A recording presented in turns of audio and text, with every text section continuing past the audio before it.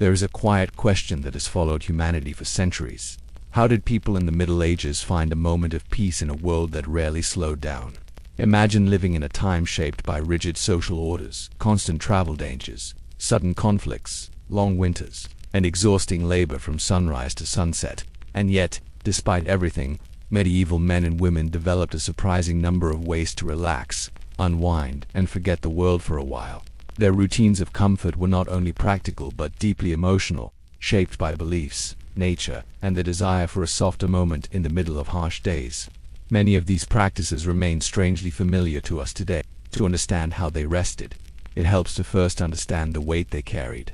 Life in medieval villages and towns moved in an unbroken rhythm, tending fields, repairing tools, caring for animals, gathering water, preparing meals, and surviving illnesses without modern medicine. News traveled slowly, but trouble arrived fast. Storms ruined crops, feuds escalated suddenly, and fear of the unknown was constant. Even so, medieval people did not simply endure. They searched for sanctuary, whether in sound, scent, ritual, or simple human connection. Their world may appear dark from a modern perspective, but within that darkness existed pockets of warmth that made life softer.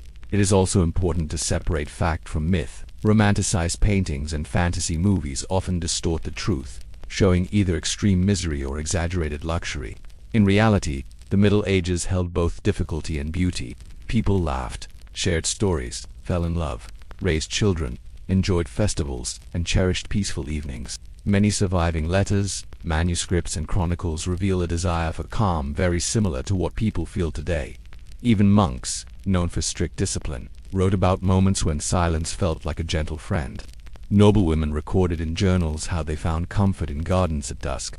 Traveling merchants wrote that a warm fire at night could erase the memory of weeks spent on muddy roads. Sometimes, the things that helped them relax were surprisingly ordinary: the crackle of a hearth, the smell of bread, the rhythm of a lullaby. Other practices were more elaborate: herbal baths, soft music performed by minstrels, gatherings during seasonal festivals. And in every corner of medieval society, from peasants to lords, people leaned on small rituals to ease the mind. Some of these rituals were openly celebrated. Others existed quietly, whispered through generations. A few were surrounded by rumors or warnings from the church, not because they were dangerous, but because they offered comfort that seemed too indulgent. What makes these practices fascinating is the contrast between expectation and reality. We often imagine the Middle Ages as a time without rest, but the truth reveals a world where people held tightly to moments of peace. They recognized the value of mental escape long before modern vocabulary existed. And although their methods might look different from ours, the heart behind them is the same: the longing to breathe, to feel safe, to let the mind drift gently at the end of the day. As we explore the ways medieval people relaxed, something becomes clear.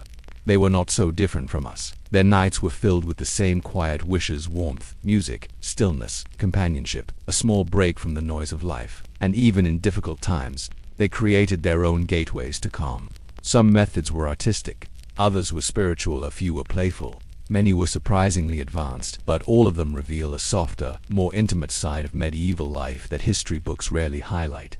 This journey begins with sound. Before books were common and before most people could read, music was the most powerful tool for soothing the heart. Tense evenings softened under the gentle notes of a harp. Tired families gathered outside their homes to hear a traveling minstrel.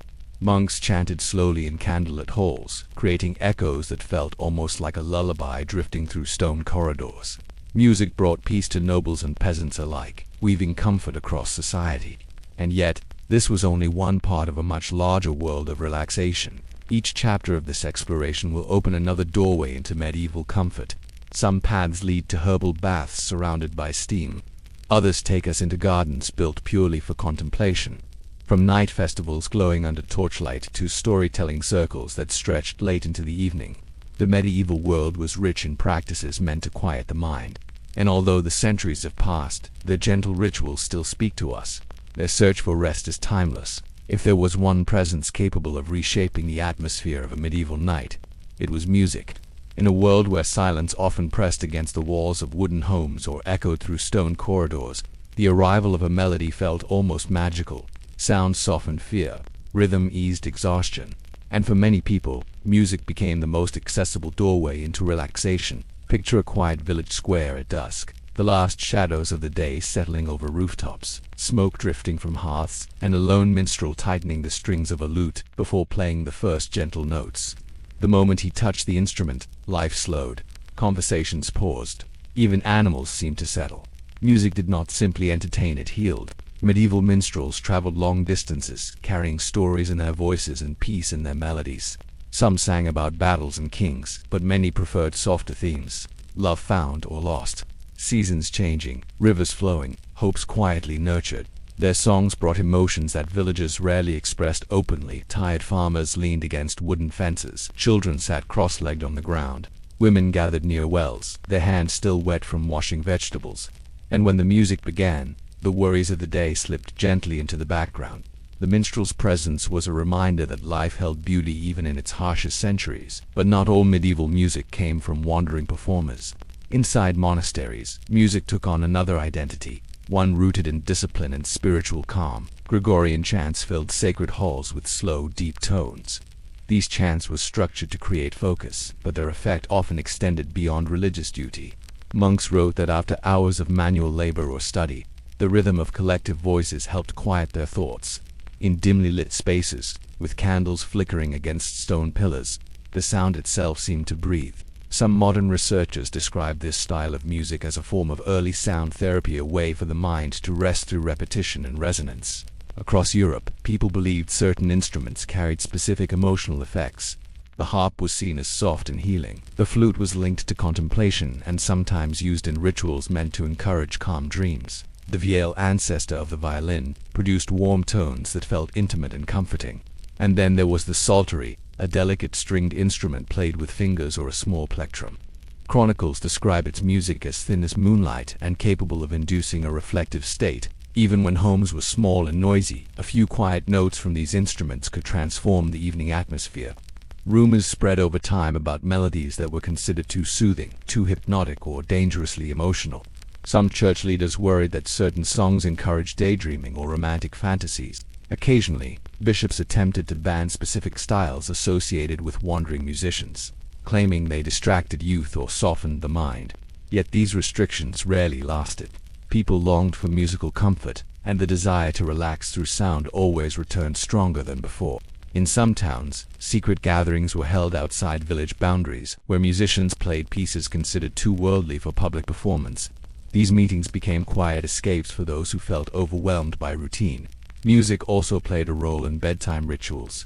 Mothers hummed lullabies passed from grandmother to granddaughter, soft melodies that blended with the crackle of the fire.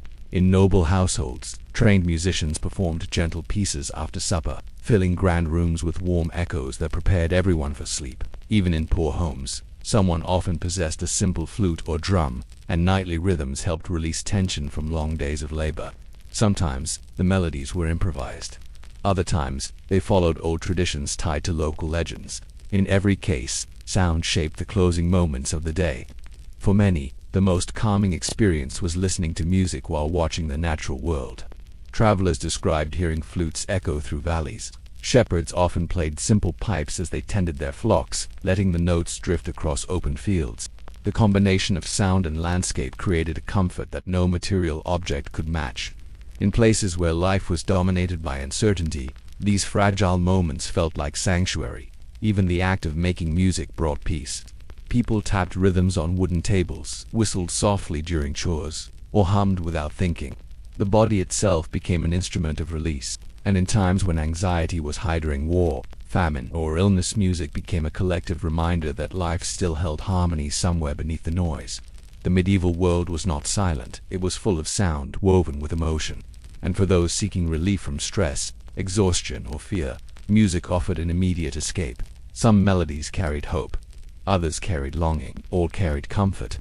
The next doorway into medieval relaxation, however, was more tactile, fragrant, and immersive, an ancient ritual that transformed not just the mind, but the body itself. If music soothed the mind, warm water and fragrant herbs soothed the body.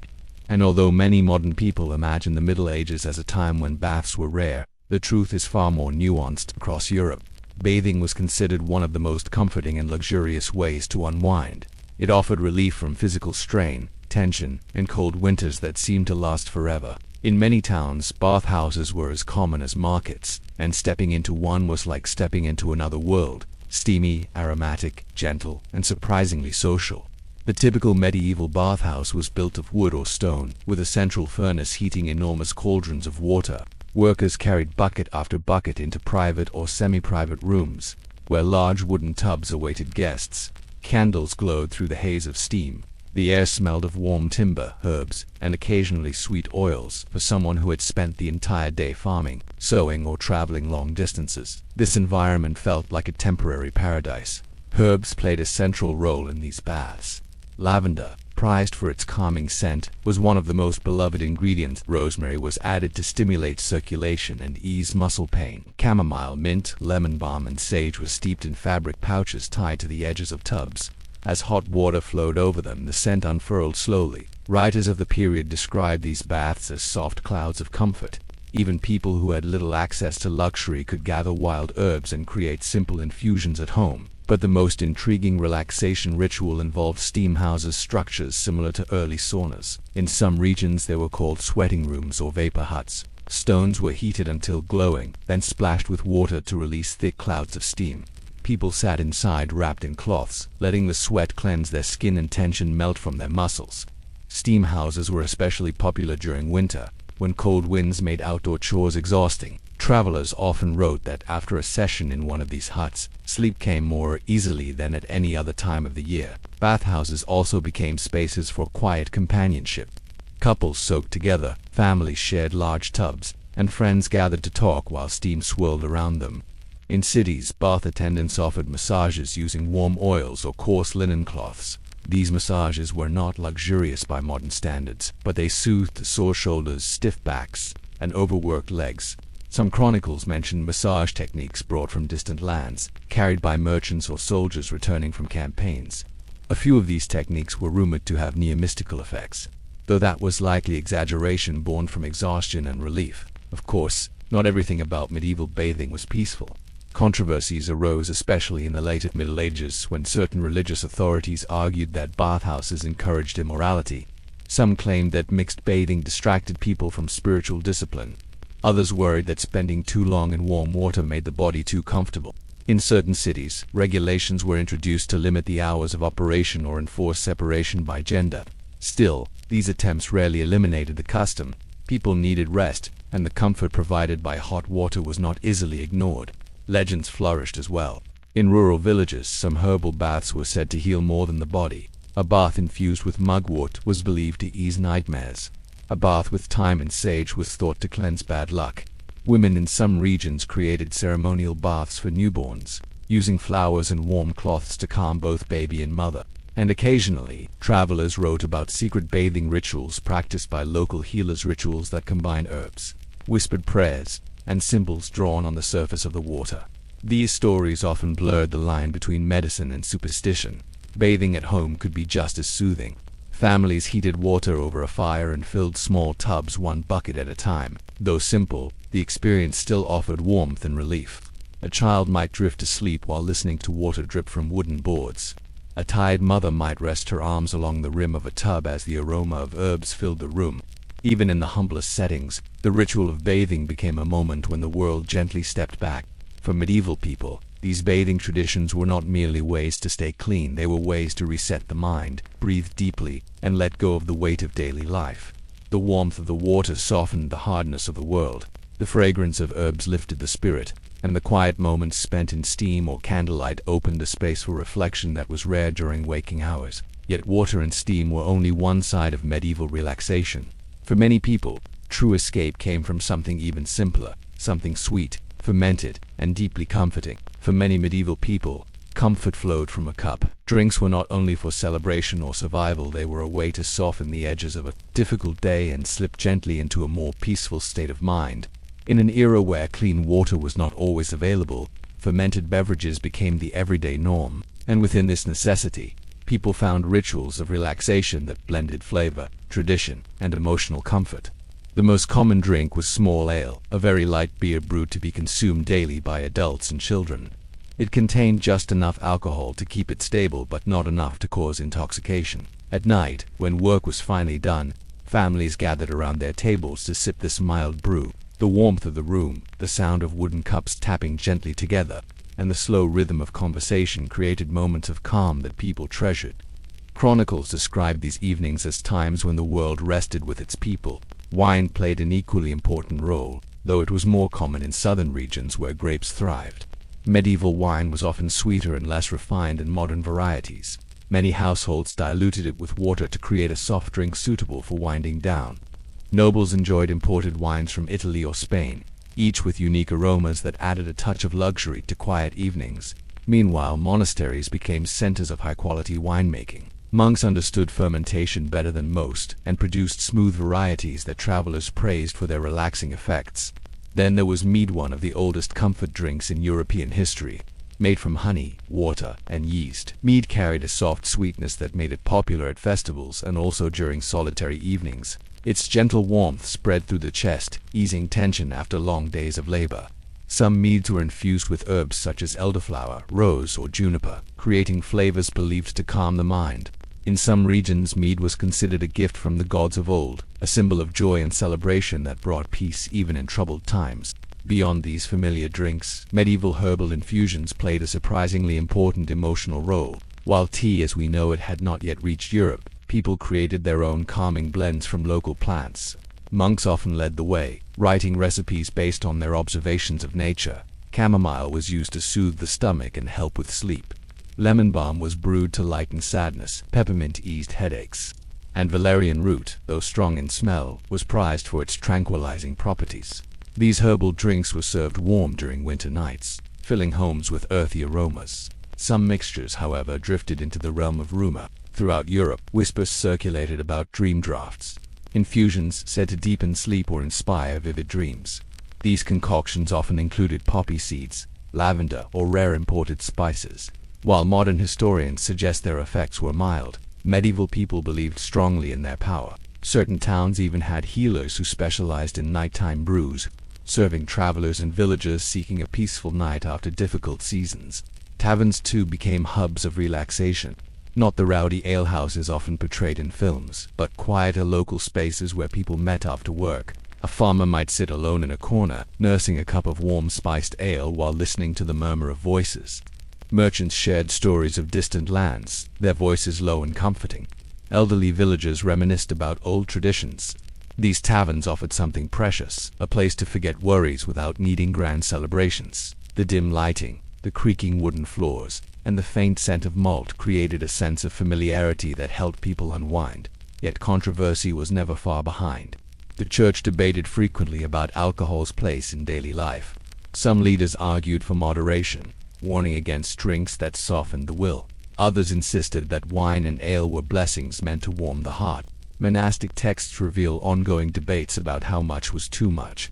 Still, most communities found a balanced approach, treating drinks as tools for comfort rather than excess. Among nobles, evening drinks became part of refined rituals. Feasts often concluded with small cups of spiced wine containing cinnamon, cloves, or nutmeg, luxurious ingredients imported from distant lands. These spices were incredibly expensive, so their presence marked the end of a special or stressful day. The warm aroma rising from the cup created a moment of pleasure that lingered long after the final sip. Even simple workers enjoyed occasional treats. A shepherd returning home might mix hot milk with honey. A baker might save a cup of warm ale from the morning's brew, drinking it by the hearth after a long day. These small indulgences helped people forget the weight of the world, if only for a moment. The psychological comfort mattered as much as the taste. And so, medieval drinks formed a tapestry of flavors tied to emotion, routine, and relief. Each cup carried a story. Each sip brought a moment of rest. And as night deepened across villages, towns, and great castles, one truth remained. Comfort could be found in something as simple as lifting a wooden cup and letting warmth settle the spirit. But liquid peace was only one kind of escape. For many medieval souls, the quiet embrace of nature offered a deeper, slower kind of relaxation. In the medieval world, where daily life was shaped by constant labor and the unpredictability of nature, the act of simply stepping outside could feel like a form of healing. For many people, the most accessible way to relax was to walk into the quiet of the fields, sit beneath a tree, or wander through the narrow paths surrounding their village. Nature was not a luxury, it was a companion. And in a time when stress had few outlets, the landscape became a silent refuge where minds could drift freely. Gardens played a central role in this search for peace. Monastic gardens, especially, were designed with intention. Monks believed that order in the physical world created order in the mind, so their gardens followed geometric patterns, each section carefully arranged. Paths lined with herbs encouraged slow walking. Benches invited moments of contemplation. Small fountains or simple water basins added a soft, calming sound. These gardens were known as hortus conclusus, closed gardens, spaces meant to protect the spirit from the noise of the outside world. Writers described them as places where silence felt like a gentle garment. Even beyond monastery walls, gardens held importance.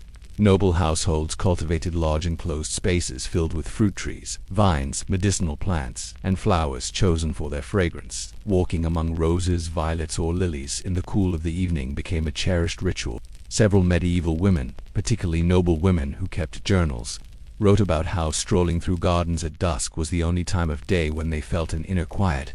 One account describes a lady who walked barefoot in the grass after stressful days, believing that touching the earth helped draw sorrow away. For common folk, nature provided comfort without formality. A farmer might find peace leaning against a tree after tending crops, listening to the wind rustle through leaves. A shepherd spent entire days in open fields, accompanied only by sky, birds, and the soft ringing of sheep bells. Children often lay on their backs watching clouds drift by, one of the simplest, oldest forms of calm reflection. Even short walks to collect firewood or fetch water offered moments of solitude. Medieval people believed strongly in the emotional power of nature. Certain trees were thought to bring peace simply by standing near them. The willow, with its long drooping branches, symbolized quiet sorrow, but also healing. The oak represented strength and calm. Birch trees, with their pale trunks, were associated with purity and renewal. Sitting under these trees became an informal ritual, a way to feel protected or inspired.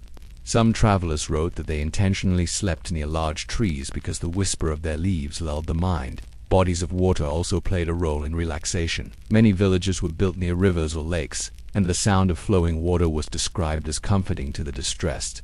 People sat on riverbanks to reflect, wash away worries, or simply watch fish dart beneath the surface. In some traditions, placing hands in cold running water was believed to relieve anger or sadness. Fountains in noble gardens were designed not only for beauty but to create an atmosphere where the mind could drift gently. During warm seasons, fields offered quiet anonymity. People could walk for hours without encountering anyone. The tall grass swayed slowly, insects hummed softly, birds circled overhead, and the world felt spacious. These simple sensory experiences brought rest in ways that required no tools, no rituals, no preparations, just presence. Nighttime walks were equally beloved. Villagers often looked up at the sky, tracing constellations that held stories passed down through generations. The stars were believed to guide not just travelers, but emotions. Some thought certain constellations brought calm or clarity if observed with the right intention. Animals added another layer of peace. Cats stretched lazily in patches of sunlight. Dogs walked beside their owners, providing silent companionship. Horses, with their steady breathing and rhythmic footsteps, created a soothing presence during long rides. Falcons perched quietly on noble wrists, symbols of control and serenity. The connection between humans and animals formed a natural bond that eased loneliness. There were also beliefs about sacred spots, places where nature and spirituality seemed to merge. A clearing in the forest where light fell just right. A hillside where wind always blew gently. A spring whose water shimmered brighter than elsewhere. These sites became informal sanctuaries. People visited them not for ritual but for comfort, drawn by something they could not fully explain. Even work connected people to relaxation. Harvesting, planting, and gathering herbs often led to quiet reflection. The repetitive motions created a meditative rhythm. Many medieval writings imply that manual labor outdoors brought its own kind of mental rest. The body moved, but the mind wandered.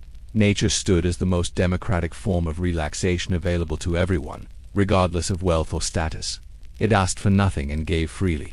For medieval people, it was a constant reminder that calm could be found in the simplest places. Yet sound, warmth, and nature were only part of the medieval escape.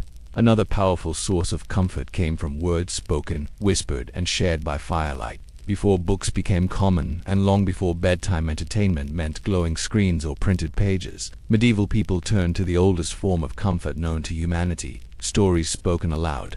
In a world where nights were dark, quiet, and often unsettling, storytelling became the heart of relaxation. It softened fear, brought families together, and offered escape into worlds far removed from the hardships of daily life.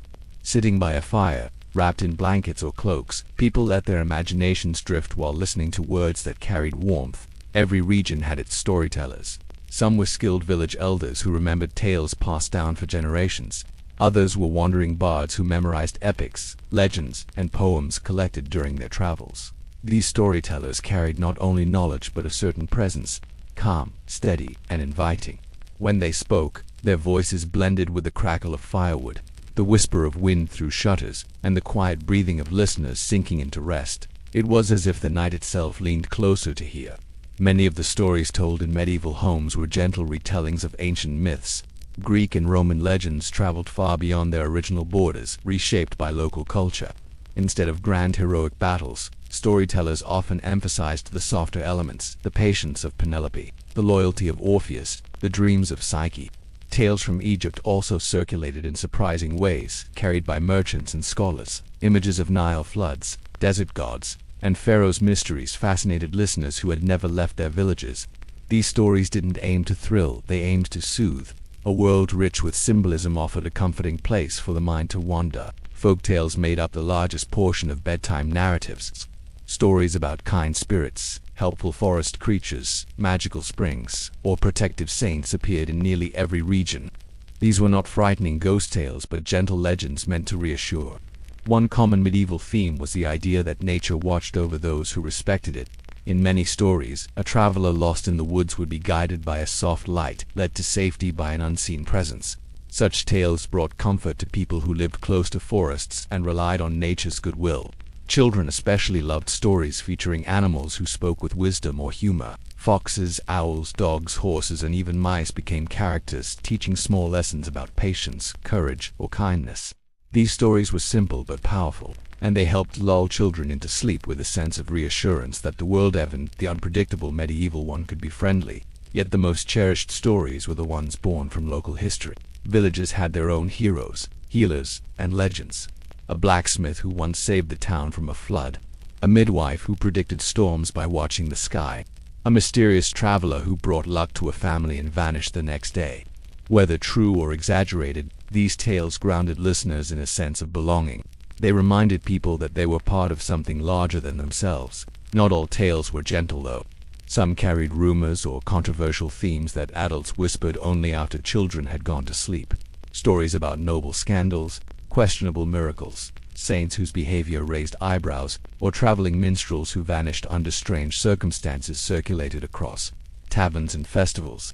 Listeners loved these kinds of stories precisely because they balanced mystery with curiosity. They never crossed into darkness that disrupted rest, but they added a quiet thrill that made conversations linger into late hours. Storytelling also served as a form of emotional healing. Many medieval families faced loss, uncertainty, and fear. Narratives became a way to process these feelings. A story about a hero who found peace after hardship mirrored the hopes of the listeners. A tale about forgiveness soothed those carrying guilt.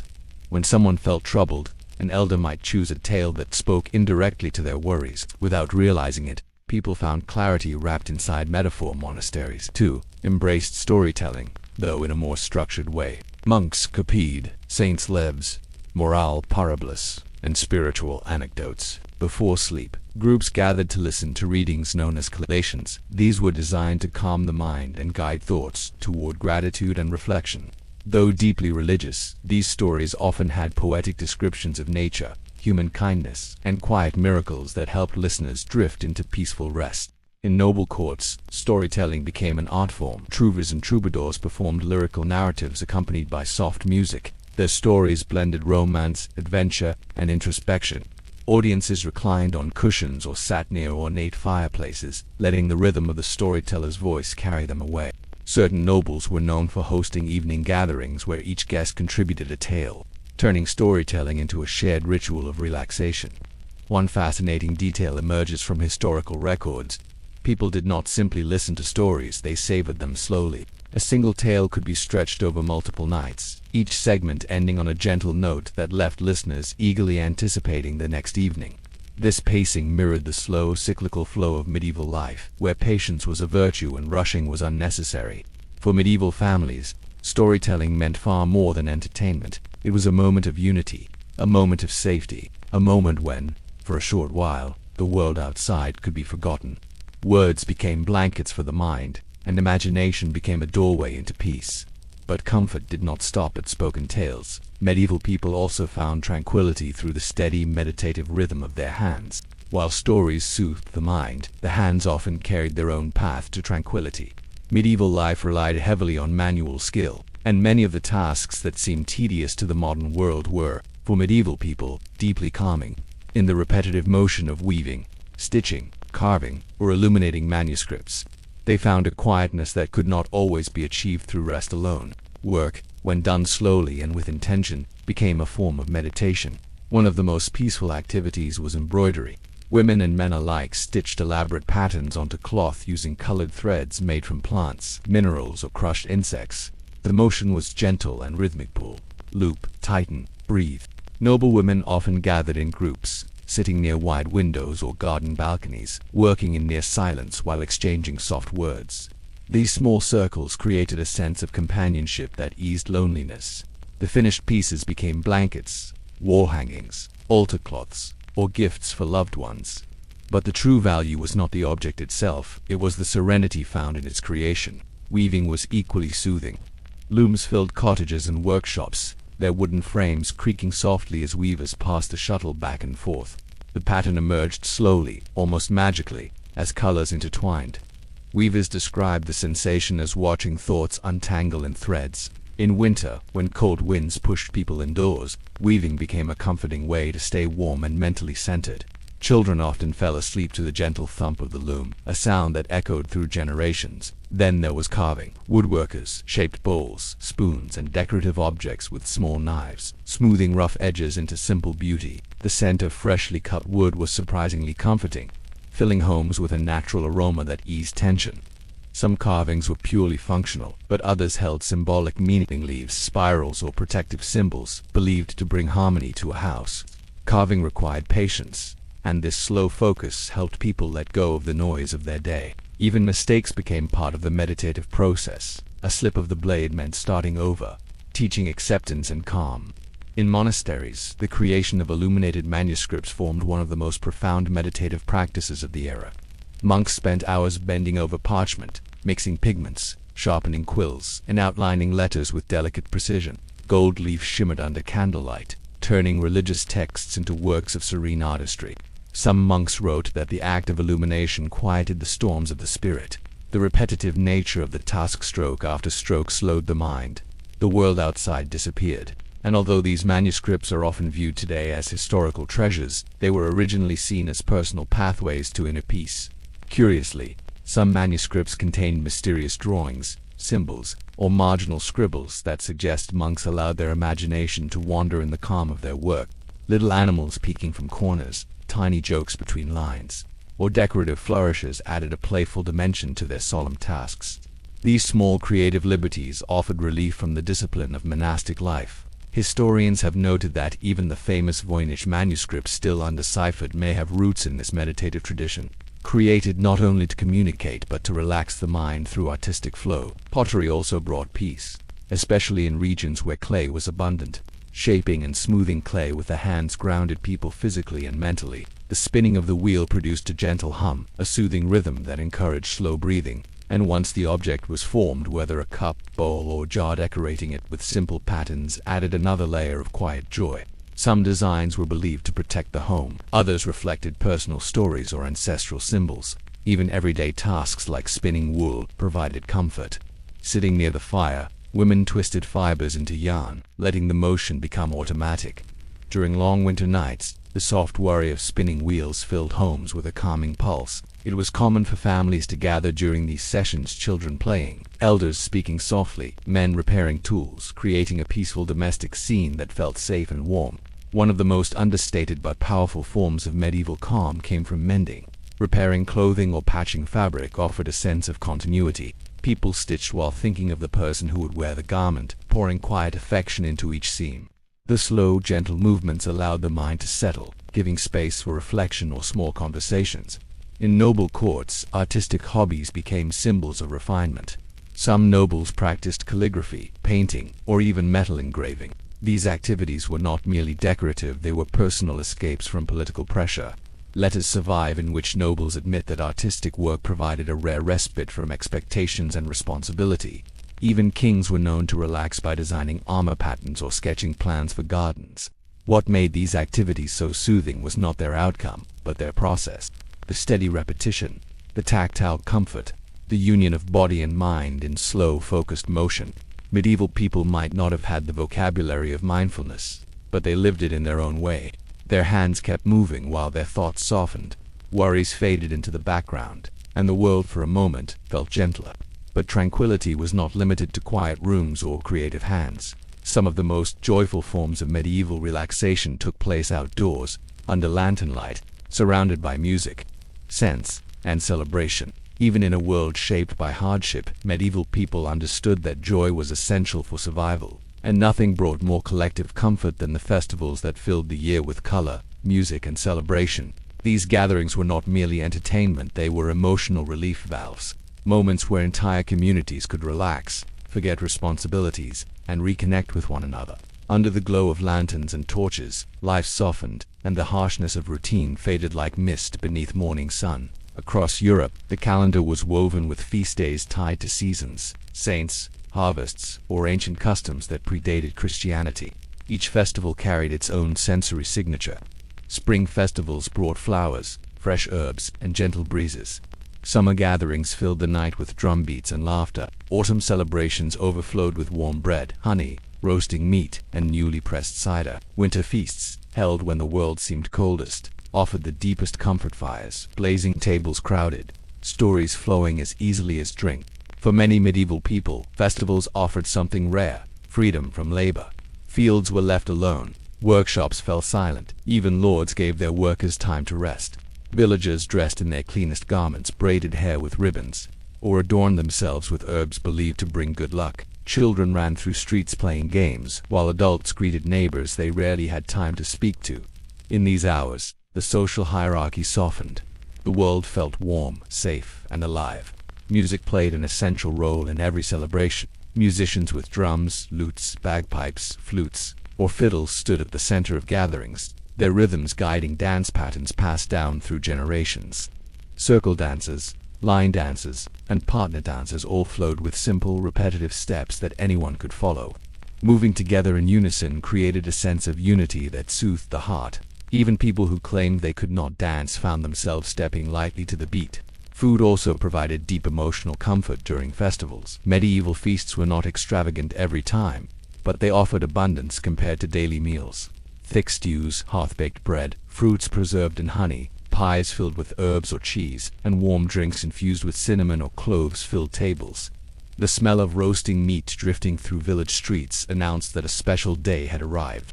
For people who lived with uncertainty, these meals were small miracles. Certain festivals carried whispers of controversy. One of the most famous was the Feast of Fools, celebrated in parts of Europe during winter. In this event, roles were humorously reversed: commoners dressed as clergy, young people pretended to be officials, and playful chaos filled the streets. Church authorities often tried to ban the celebration, calling it irreverent, but people loved it precisely because it allowed them to relax from strict social order. For many, it was the one day of the year when laughter felt completely free. Another fascinating tradition was the midsummer celebration, tied to the summer solstice. Bonfires were lit on hilltops, believed to protect communities and bring good fortune. Couples jumped over flames holding hands, symbolizing unity and future happiness. Others simply sat near the fire, letting the warmth wash over them as stars filled the sky. These nights held a quiet magic. Some people believed that, during midsummer, the barrier between the natural and the supernatural thinned, allowing good spirits to bless those who sought peace. Markets and fairs offered a different kind of relaxation. Traveling merchants arrived with fabrics, spices, tools, trinkets, games, and exotic stories. Children marveled at toys they had never seen. Adults tasted foods from distant lands or purchased small luxuries they normally couldn't afford. These fairs transformed mundane days into experiences filled with novelty. Even the simple act of wandering from stall to stall created a sense of wonder that lasted long after the fair ended. Seasonal rituals also provided quiet comfort. In autumn, harvest celebrations honored the generosity of the earth. Villagers decorated fields with woven wreaths and held small ceremonies thanking the land for its gifts. These traditions were deeply emotional, reminding people that they were part of a cycle larger than themselves. As music played and food was shared, relief washed through the community. The harvest was complete, and winter could be faced with gratitude instead of fear. Nighttime was when festivals reached their most soothing atmosphere. Lanterns flickered along pathways. Torches cast golden halos on the faces of dancers. Musicians played slower, softer melodies as the evening deepened. Lovers walked quietly at the edges of gatherings, speaking in low voices. Elders sat near fires, recalling memories from decades past. The world outside the celebration, its dangers, conflicts, and struggles felt far away. There were also private celebrations that brought emotional rest. Families marked births, weddings, and even recovery from illness with small feasts. Neighbors shared food, offered blessings, and brought warmth into one another's homes. These intimate gatherings strengthened bonds, giving people a sense of belonging that soothed the heart more deeply than any grand event could. Festivals were the heartbeat of medieval emotional life. They reminded people that joy was not a luxury but a necessity, a way to breathe, a way to feel human, a way to forget the world's weight, even if only for a night. Yet not every form of comfort required crowds or celebration. Some of the deepest relaxation came from quiet companionship at home, lit by the soft glow of a hearth. When medieval people sought comfort that went beyond festivals or storytelling, they often found it in the quiet sanctuary of home. Despite the harshness that defined so much of daily life, the domestic space held a kind of warmth that nothing else could replace. Within wooden walls or stone cottages, families created small rituals of relaxation that helped them forget the outside world. And at the heart of nearly every home stood two calming forces: companionship and fire. The hearth was more than a place to cook, it was the emotional center of medieval domestic life. When flames crackled and embers glowed red, the entire room softened. Shadows danced gently along the walls.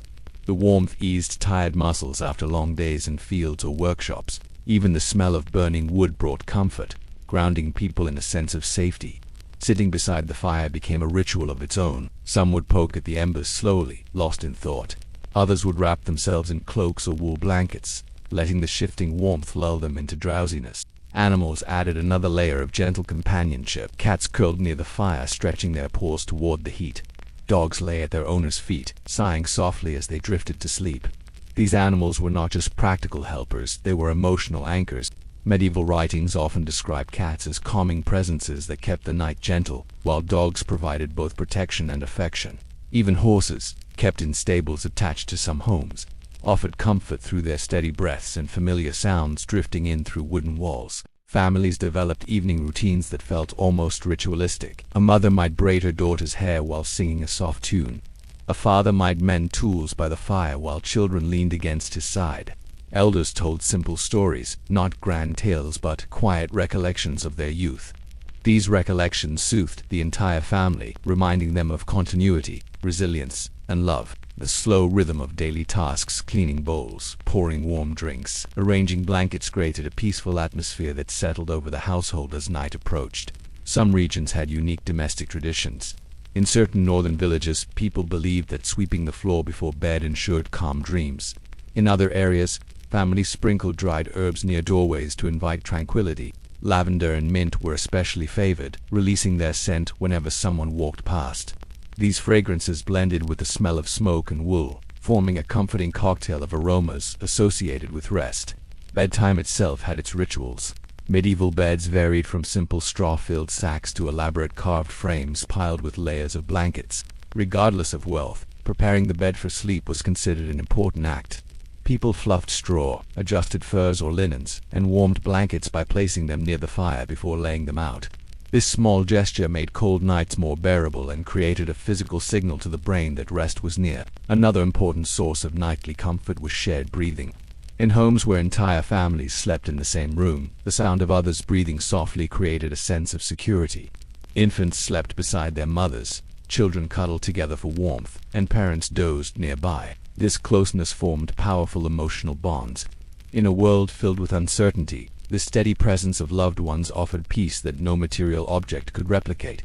In noble households, relaxation took different but equally soothing forms. Ladies embroidered under soft candlelight. Lords played slow board games or read aloud from manuscripts. Servants moved quietly through corridors, closing shutters to block cold winds and lighting more candles to encourage a warm glow. Even large stone halls felt cozy when filled with the soft flicker of dozens of flames. Sometimes, tranquility came from shared silence. Medieval families understood the value of stillness.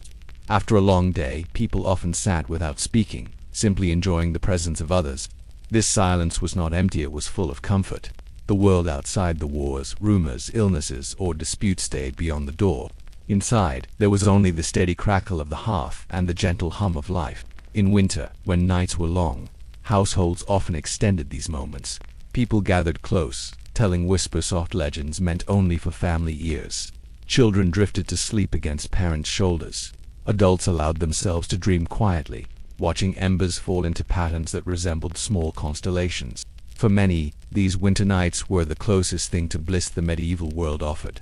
Animals contributed symbolic comfort. Cats were believed to protect homes from negative spirits. Dogs were symbols of loyalty and safety. Even chickens, heard rustling softly in nearby coops, reassured families that morning would come. The presence of domestic animals grounded life in a comforting rhythm: feed, rest, repeat.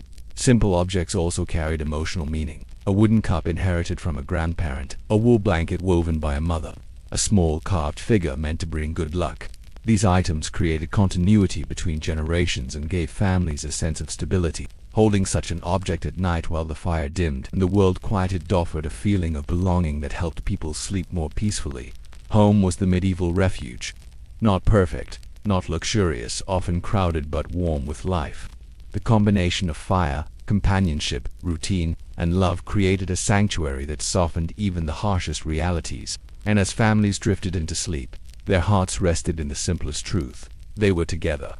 But for those seeking deeper quiet, another path awaited, one rooted not in domestic comfort, but in spiritual reflection and silent contemplation. For medieval people seeking a peace that went beyond warmth or companionship, spiritual practices offered a pathway into profound silence. Faith shaped daily life so deeply that moments of quiet devotion became natural places to rest the mind. Whether one lived in a bustling town, a remote village, or the stone walls of a monastery, spiritual reflection provided a rare kind of inner stillness. And in a world ruled by uncertainty, this stillness became essential. Meditation in medieval times did not resemble modern practices with structured breathing exercises or guided visualization. Instead, it was woven subtly into religious routines. Monks and nuns embraced a lifestyle built around contemplation. Their days were rhythmically divided: prayer, work, reading, silence. These cycles created a calm mental pace that softened the intensity of life beyond the monastery walls. To them, silence was not empty. It was a presence, a companion, a space where thoughts could settle like fallen snow. One of the most soothing practices was Lectio Divina, or divine reading. A monk or nun would take a small passage of text, usually from scripture or a devotional work, and read it slowly, savoring each line as if it were a whispered secret. They allowed the words to roll gently through the mind, letting meaning unfold in its own time. This was not study, it was listening. Listening to the rhythm, the symbolism, the quiet pulse beneath the words. Many described feeling light afterward, as though heavy thoughts had loosened and drifted away. Another practice was the Great Silence, observed in many monasteries after evening prayers. During this period, which lasted until morning, no one spoke unless absolutely necessary. Monks walked through dim corridors, hearing only the echo of their own footsteps. They lit candles in the chapel, watched the flame flicker, and breathed slowly. The silence allowed them to process the day, release stress, and fall into sleep with a clearer mind. Some monks wrote that the Great Silence was the closest thing to true rest. But spiritual comfort was not limited to monastic life. Ordinary people also found peace in their own devotional routines. Many households had small wooden crosses, painted icons, or simple carvings that served as focal points for quiet thought. Sitting before these objects in the low light of evening created a meditative environment. People whispered short prayers, not necessarily seeking miracles, but calm. They asked for strength for the next day, protection for their family, or simply a peaceful night. Communal worship also offered emotional relief. Churches were often the only buildings in a village made of heavy stone, and stepping inside created an immediate shift in atmosphere. The thick walls muffled sound, candlelight glowed against carved altars, the scent of incense drifted silently. Even when no service was being held, many people entered churches simply to sit, breathe, and rest. It was a place where the world felt temporarily suspended. Music once again played a role in these spiritual moments. Chanting created a hypnotic effect, its long, slow notes resonating through the chest like a gentle heartbeat. In some places, choirs or priests sang evening hymns designed specifically to ease the transition into night. These hymns were soft, repetitive, and deeply calming. Listeners often described them as a blanket of sound. Some spiritual practices drifted into mysterious territory. Medieval Europe was filled with beliefs about visions, dreams, and symbolic messages. People believed that certain dreams carried insight or comfort from a higher source. When someone experienced a calming dream like walking through a bright field or seeing a peaceful figure, they often interpreted it as reassurance that their worries were being lifted. Dream interpretation manuals circulated, some written by scholars, others by unknown authors. While not all interpretations were taken seriously, the idea that dreams could soothe the heart gave people hope. Other practices were more controversial. In some regions, individuals used herbal incense or aromatic resins during prayer, believing that scent helped lift the spirit. Church authorities were cautious about such methods, worried they bordered on forbidden rituals. Still, people continued to use gentle fragrances like frankincense, myrrh, or rose resin to enhance their meditation. The rising smoke symbolized thoughts drifting upward and away. Even the physical posture of prayer provided comfort. Kneeling, bowing, or sitting cross-legged created a grounding effect. These positions slowed the body, which in turn slowed the mind. Many medieval people wrote in personal letters that prayer softened the edges of sorrow or brought quiet to the bones. Pilgrimage also served as a form of emotional reset. Although physically demanding, the act of walking long distances gave people time to reflect, breathe, and disconnect from daily pressures. Upon reaching a shrine or holy site, pilgrims often described feeling renewed, even if their lives remained unchanged. It was the journey, the steady steps, the changing scenery, the sense of purpose that brought mental clarity. Spiritual practices may have varied widely across regions, but all shared a common goal: finding peace in a noisy world. And while devotion was the heart of these rituals, the emotional benefits were universal. They created a mental pause, an invitation to slow down, to feel rooted, to let the world settle. But relaxation in medieval times was not limited to solemnity. In fact, one of the most surprising sources of comfort came from games, simple, playful, and unexpectedly soothing. In a world filled with hard labor and constant responsibility, medieval people found surprising relief in games. Long before board games became a modern staple, families and communities used playful competition to unwind, bond, and escape the weight of daily life. These games were simple, but their emotional impact was powerful. They brought laughter, curiosity, strategy, and joy into evenings otherwise shaped by routine. And for many, the act of sitting together to play offered a mental break that felt almost luxurious. Chess was one of the most beloved games of the Middle Ages. Introduced to Europe from the Islamic world, it quickly became a favorite among nobles, scholars, and even some merchants. But medieval chess was more than strategy, it was storytelling. Each piece symbolized part of the world as they understood it: the king as ruler, the queen as power, the knight as honor, the bishop as spiritual force. Playing chess allowed people to feel in control of something, even if just on a wooden board. For those living in feudal systems where power felt distant, manipulating these pieces brought a sense of agency that was deeply satisfying. But chess was not limited to elites. In village inns and small homes, simpler versions of strategic games flourished. Tafel, a family of Norse strategy games, remained popular in northern regions. Players moved pieces across boards marked with intersecting lines, attempting to outsmart their opponents. The repetitive tapping of wooden pieces against the board became a calming rhythm. People played while sipping warm drinks or resting after long days, the board illuminated by candlelight. Dice games were even more widespread. Dice were easy to carve from bone, wood, or horn, making them accessible to people of all classes. Rolling dice brought suspense, excitement, and the joy of unpredictability. Families invented their own rules, creating small tournaments or betting harmless tokens like pebbles or dried beans. Tavern dice games became evening traditions, with players laughing, teasing, and occasionally accusing the dice of having a mind of their own. The thrill was gentle, not reckless. Dice brought simple pleasure, but dice also stirred controversy. Some religious leaders feared that games of chance encouraged irresponsibility or distracted people from spiritual duties. This fear led to sporadic bans or warnings, particularly when gambling became too rowdy. Still, most villagers treated dice as innocent fun. For them it was not about winning, it was about relaxing in good company. Card games appeared later in the medieval period, arriving from Asia through trade routes. Early cards were hand-painted, making them rare and expensive at first. Nobles used them during feasts or intimate evening gatherings. Over time, simplified decks became more common. These early cards featured symbolic suits, sometimes tied to agricultural or seasonal themes. The act of shuffling cards, laying them out, and reading the patterns brought a sense of playfulness that eased mental tension. Children had their own ways of relaxing. They played with carved wooden toys, jumped over ropes, raced through fields, or chased hoops rolled with sticks. Their laughter filled villages with life. Observing children at play often calmed adults as much as any game played by grown men and women. There were also games connected to nature.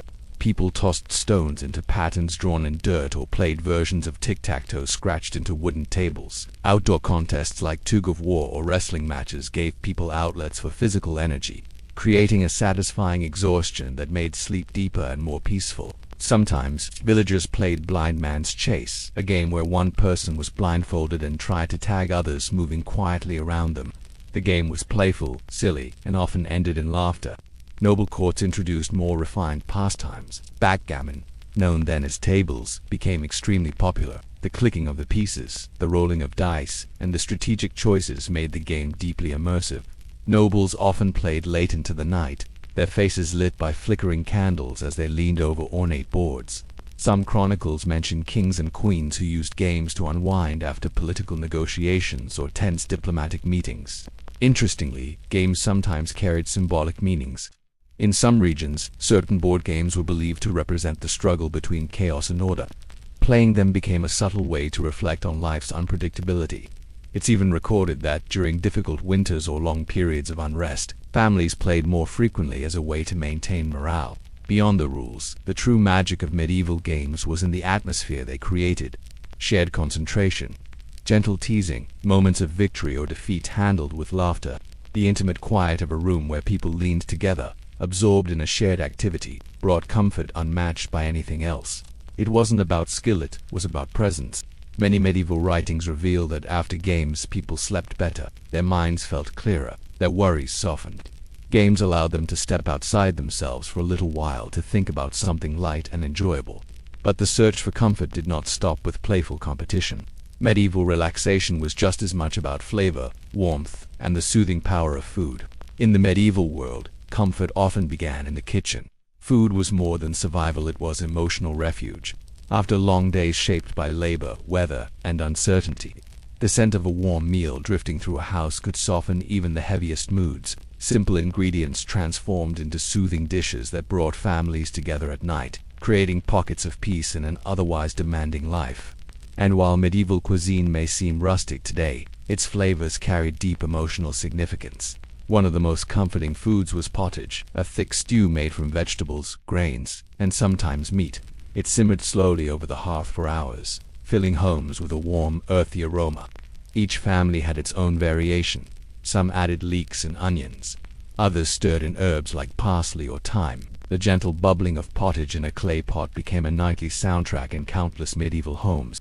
Eating it with wooden spoons, gathered close around the fire, brought a sense of unity that soothed the soul. Bread was another cornerstone of comfort. The smell of fresh bread baking in communal ovens drifted across entire villages. Children followed the scent like a trail, waiting eagerly for warm loaves to be pulled from the coals.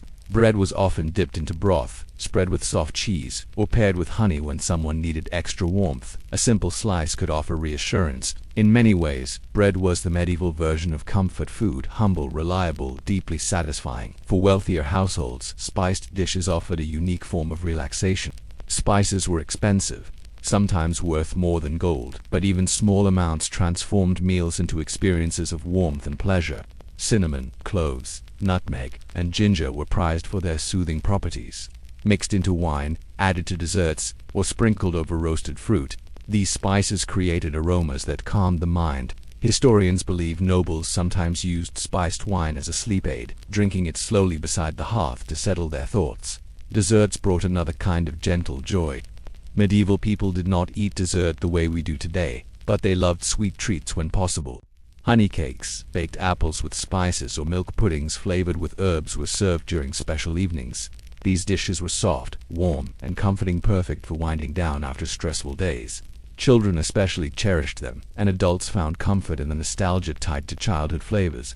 Herbal cooking also played a role in emotional relaxation. Many common herbs were believed to carry calming properties. Lavender added to biscuits or milk was thought to induce sleep. Mint mixed into sauces or drinks helped clear the mind. Lemon balm appeared in countless recipes intended to lift spirits. Some households even kept small gardens near their kitchens specifically for these relaxing herbs, harvesting them in the evening to prepare food that soothed both stomach and heart. In rural areas, comfort often came from simplicity: a warm bowl of porridge on a cold morning, fresh cheese made earlier that day, a handful of berries gathered from the forest. Medieval people understood the emotional power of nourishment. Seasons shaped their meals, and each shift brought new forms of comfort. Spring offered fresh greens that tasted like renewal. Summer brought fruit bursting with sweetness. Autumn delivered hearty roots that warmed the body. Winter required creativity-preserved foods, dried herbs, slow-cooked stews, but these meals were rich with emotional warmth. Sharing food with others amplified its soothing effect. Communal meals during festivals or harvest celebrations offered both physical and emotional abundance. Neighbors passed wooden bowls, exchanged stories, and offered blessings for the seasons ahead. Even during hard times, sharing food symbolized hope. A bowl of stew given to a struggling family meant more than nourishment; it was comfort in its purest form. Noble feasts, though grand, also carried moments of calm. After hours of ceremony, music, and performance, lords and ladies often retreated to smaller chambers to enjoy quiet bites: pear tarts, candied nuts, spiced wine, or soft cheeses. These intimate moments allowed them to relax away from the expectations of court life. Servants moved quietly, candles flickered, and soft conversation replaced formal speeches. Even in castles, comfort lived in the details. Curiously, medieval people also believed in the emotional power of warm drinks. Mulled wine, hot cider, spiced milk, and herbal teas acted as nighttime comfort cups. These drinks heated the body, relaxed tense muscles, and encouraged sleep. Some recipes were considered medicinal, others were simply beloved traditions. A warm mug held between cold hands on a winter night could melt stress faster than any story or game. Meals were also tied to gratitude. Many families said a short blessing before eating, not only out of faith but out of recognition that each meal represented hard work, cooperation, and the generosity of the earth. This moment of reflection created mental peace, setting a calm tone for the evening. Food healed emotionally as much as physically, and once the meal ended, many families drifted toward the hearth, stomachs full, bodies warm, hearts at ease. But while the warmth of food soothed many, the medieval night offered another kind of comfort, one born from firelight itself. If there was one presence capable of transforming a medieval night into a sanctuary, it was fire. More than a source of warmth or a tool for cooking, the hearth's glow became a symbol of safety, companionship, and inner calm. In a world ruled by darkness after sunset, the gentle flicker of flames created a haven where people could finally breathe. The sight, scent, and sound of fire offered a profound comfort, one that soothed the mind not through excitement but through quiet stability. At the center of most homes stood the hearth, a stone or clay structure where wood crackled steadily. As evening arrived, families gathered around it like moths drawn to warmth. The fire illuminated faces in soft golden tones, smoothing harsh features and making everyone appear a little gentler. Shadows danced along the walls in slow waves, creating a hypnotic rhythm that encouraged relaxation. Even the smallest shift in the flame's movement held a strange calming power. The sound of fire was equally soothing. The soft pop of sap bursting inside logs, the gentle whisper of flames licking wood, the occasional crack that signaled a log settling deeper into embers. These noises layered into a kind of natural lullaby. Many medieval people drifted to sleep listening to the fire's steady music, trusting it to guard the night. For children, the sound meant safety. For adults, it meant the day had finally ended and the world outside could be forgotten. The scent of burning wood added another layer of comfort. Oak produced a deep, warm smell that lingered long after the fire died down. Birch gave off a sweet, almost clean fragrance. Applewood filled homes with a subtle fruity aroma that mingled with the scent of cooked food. Families often had preferences, choosing woods not only for heating efficiency but for the emotional atmosphere they created. A certain scent could evoke memories of past winters, of laughter during festivals, of loved ones long gone. In noble households, fireplaces were massive structures decorated with carvings and tapestries. Flames reflected off polished metal candlesticks and colored glass windows, creating a theatrical glow. Courtiers sat on cushions or wooden benches, sometimes in deep conversation, sometimes simply staring into the fire. Even powerful nobles, weighed down by political pressure, found relief in the silent dance of flames. A letter from a medieval noblewoman describes how she would sit by the fire for the space of an hour, letting my thoughts wander where they may. Fire also shaped the social rituals of relaxation. Storytelling sessions were almost always held near the hearth. Friends and family huddled together, sharing tales that blended memory and imagination. Warm drinks, spiced cider, mulled wine, or herbal infusions were passed around. Some people played simple games by the firelight. Others worked quietly on embroidery or carvings, enjoying the comfort of shared presence without needing to speak. These scenes created a sense of harmony that many recalled as the sweetest part of daily life. In winter, when nights stretched long and cold, the hearth became the emotional anchor of the home. People warmed stones or bricks in the fire and then placed them in beds to ease the chill. Parents tucked children under thick blankets, telling gentle stories while the fire glowed nearby. Adults wrapped themselves in wool cloaks, letting the heat soak into tired muscles. During storms, when wind howled through shutters, families moved even closer to the hearth, allowing its glow to shield them from fear. There were symbolic beliefs tied to fire as well. Many medieval cultures saw fire as a protector. Some households kept a small flame burning constantly, believing it brought luck and peace. Others practiced rituals of sweeping ashes carefully at night, ensuring the fire's spirit remained undisturbed. Even the act of lighting a new flame in the morning held meaning. It represented renewal, hope, and the start of another day. Outdoor fires carried their own magic. At festivals, bonfires towered high into the night sky, their light visible miles away. Communities gathered around them to dance, sing, and celebrate. Couples walked hand in hand around bonfires, believing the flames purified their future together. Children threw small sticks into the fire, making wishes as sparks shot upward. The communal nature of these fires strengthened bonds and created some of the most joyful memories of medieval life. In some regions, people believed that staring into fire brought clarity. Travelers wrote about nights spent alone in forests or by lakes, lighting a small campfire and watching the embers pulse like living hearts. These solitary moments offered peace after long journeys. The glow of the flames kept wild animals at a distance, but more importantly, it kept loneliness away. Even spiritual comfort was tied to fire. Candles lit in churches symbolized prayers rising gently to the heavens. Monks walked through cloisters carrying lanterns that cast warm halos against stone pillars. The flicker of flame during night vigils created a meditative atmosphere that encouraged quiet reflection. The emotional power of fire lay in its dual nature, live yet calming, warm yet gentle. It demanded attention without overwhelming the senses. Medieval people depended on it to survive, but they also cherished it for the peace it brought. Yet comfort in the Middle Ages was not limited to earthly elements. For some, the sky itself, the night, the stars, the moon became their greatest refuge. While fire brought warmth to medieval nights, another source of comfort glowed more quietly: ink, parchment, and the patient rhythm of creation. In an age long before printed books were common, the making of manuscripts became one of the most meditative practices anyone could experience. The slow, deliberate work of illuminating pages with color and gold created not only beautiful texts but peaceful minds. In still rooms filled with soft light, artists lost themselves in lines, curves, pigments, and miniature scenes that transformed simple parchment into gateways of calm. Inside monasteries, scriptoria were sanctuaries of silence. Monks entered these rooms with a clear purpose, not merely to copy words, but to honor them. They sat at wooden desks, quills sharpened, inkpots full, and parchment stretched carefully. Before beginning, many took a quiet breath, centering their thoughts. The scratching of quill against surface became a steady sound, almost like gentle rain. Each letter required attention. The angle of the stroke, the contour of the line, the spacing between words. This discipline slowed the mind, anchoring it in the present moment. Illumination, the art of decorating manuscripts, brought even deeper calm. Illuminators mixed pigments by hand, grinding minerals, plants, or shells into vibrant powders. They added egg whites, honey, or wine to create colors that shimmered under candlelight. Gold leaf, the most treasured element, lay thin as breath, placed gently with brushes or fingertips. Watching light catch on gold brought quiet joy, as if the page itself exhaled peace.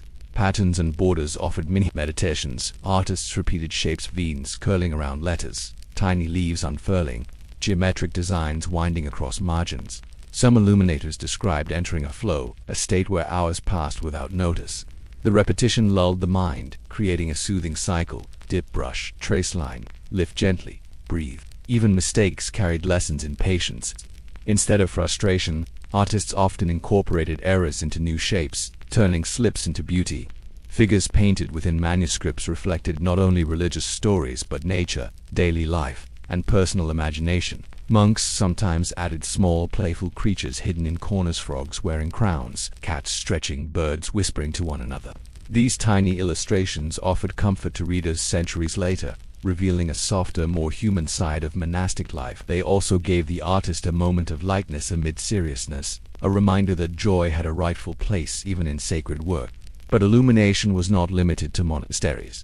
Skilled lay artists created manuscripts for nobles, merchants, and scholars.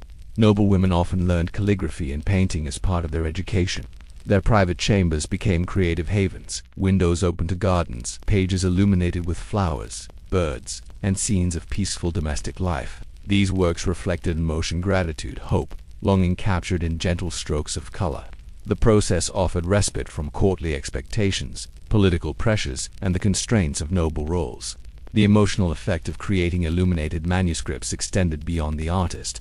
Readers who opened these books felt soothed by the colors, symmetry, and care visible on each page. Even the texture of parchment, smooth, warm, slightly grainy, brought tactile comfort.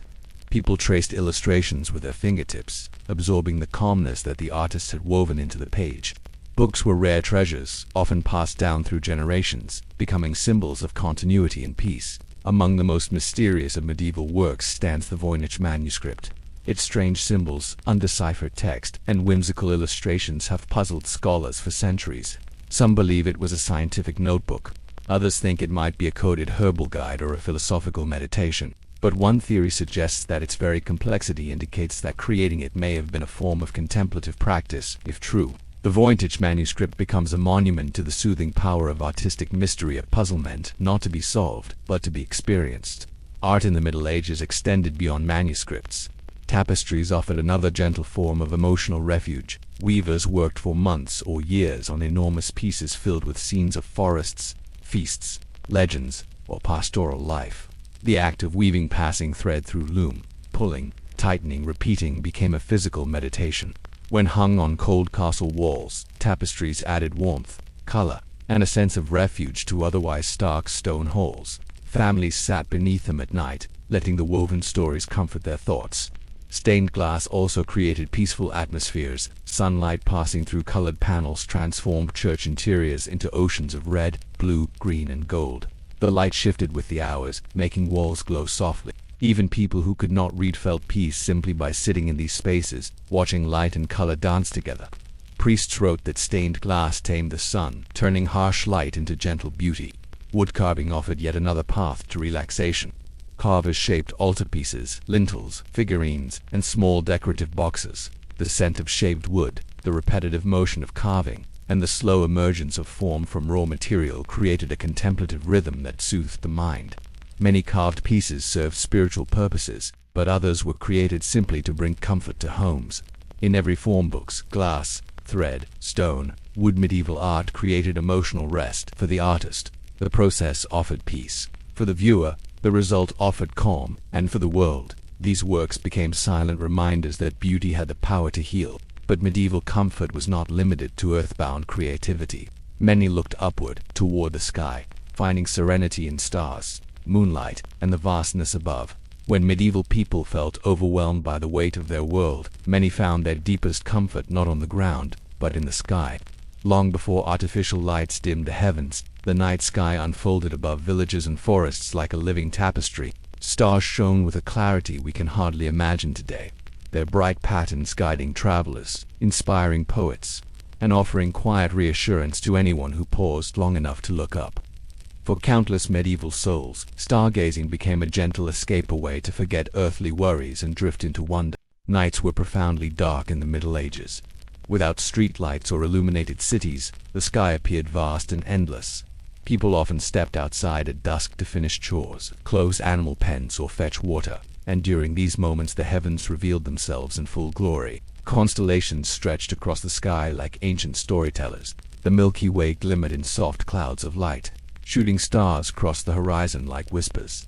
Many medieval people believed these celestial sights carried spiritual messages, comforting reminders that life was part of something larger. Astronomy and astrology played intertwined roles in medieval relaxation.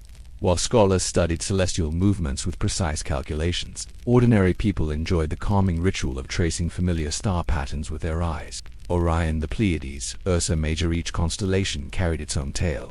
Some stories were inherited from Roman or Greek traditions, others developed in local cultures. A shepherd watching a flock at night might whisper a story about a star that protected travelers. A child falling asleep outdoors during warm months might listen to a parent describe how the moon guided lost souls safely home.